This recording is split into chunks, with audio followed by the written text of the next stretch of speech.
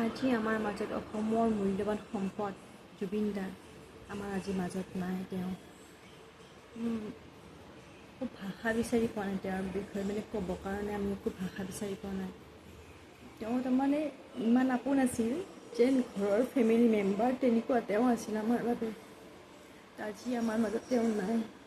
মোৰ এনেকুৱা লাগি আছে এইটো মিছা, এইটো ফেক হয়।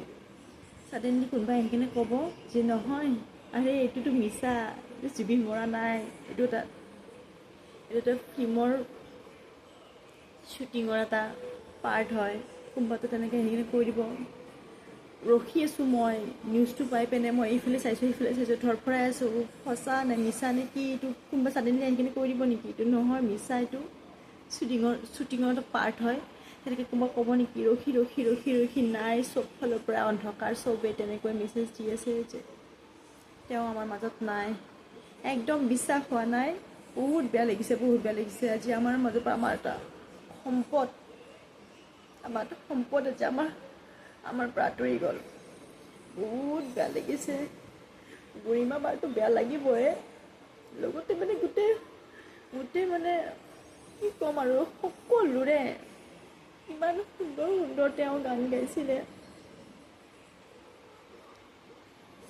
আৰু নাপাওঁ তেনেকুৱা তেওঁৰ সৃষ্টি। তেওঁ বহুতো গান থৈ গৈছে আমাৰ বাবে, আৰু বহুতো তেওঁ গান গাই গৈছে যিবোৰ ৰিলিজ হোৱা নাই আমাৰ মাজত। হ'ব, তেওঁ ঢুকোৱাৰ পিছতো হৈছে, হ'ব চাগে এইবোৰ, নাজানো কি হয়। বহুত বেয়া লাগিছে আজি তেওঁ আমাৰ মাজত নাই, বহুত বেয়া লাগিছে। এই নিউজটো পাই মানে কি কৰিম, মানে মই কি ভাবি পোৱা নাই। মানে মানুহবোৰ কেনেকৈ অকলে কান্দি আছোঁ। মই ভাবিলোঁ তাৰপিছত মই যদি সকলোৰ লগত কিজানি শ্বেয়াৰ কৰি ল'লে মনটো ভাল লাগিব নেকি, সেইবাবে ভিডিঅ'টো বনালোঁ। ঠিক আছে দিয়ক।